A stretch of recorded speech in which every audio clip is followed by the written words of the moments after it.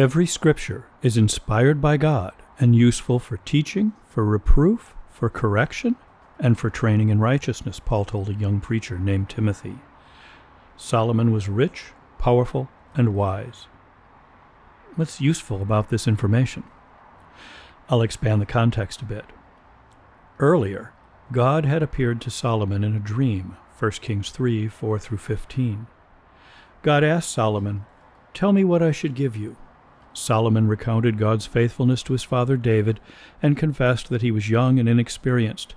He asked for a discerning mind to distinguish right from wrong. God promised to grant Solomon's request, along with riches and honor, so that Solomon would be the greatest king of his generation. Now I have something. The laundry list titled Solomon's Wealth isn't really about Solomon. It's about God's faithfulness and the reliability of his word. He does what he says and makes it so. This is right on target, then. God said it, I believe it, that settles it. God said it, Solomon believed it, that's what happened. Of course, now that trouble I wasn't looking for is unavoidable. The scholars who argued that Pharaoh in Egypt was richer than Solomon are a force to be reckoned with. When I thought the message of Solomon's wealth was that he was rich, powerful, and wise, I didn't need him to be absolutely the richest of his contemporaries. His critics were easy to dismiss. But now, if I accept that Solomon's wealth is the fulfillment of God's promise to make him the richest of his contemporaries, detractors must be 1, proved false, or 2, consciously disregarded. Faith is now something more and something less than the rational response to and direct deduction from the premise, God said it. Faith is my decision now to believe the Bible in the face of contradictory statements from historians. And it prompts an honest question.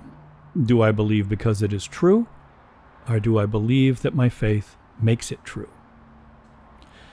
If I could send accountants back to Solomon's time and they appraised the wealth of every contemporary king on earth and then returned to me with their spreadsheets, do I believe the total at the bottom of each financial statement would be less than the list in 1 Kings? Let me turn that around. If the total at the bottom of the spreadsheets of several kings, or even one king, was greater than the list in 1 Kings, would I conclude that God is a liar? Let's be done with this God business once and for all. The answer is clearly no.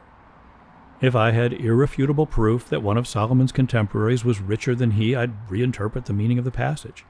After all, God promised riches and honor, so that you will be the greatest of your generation. I assumed that riches were greater than every other king and honor was greater than every other king. I don't know how to measure honor, so I measured riches. Maybe it is the sum of riches and honor that is greater than every other king.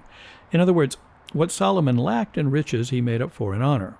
Or maybe it wasn't God speaking to Solomon in a dream at all. Maybe it was just a dream.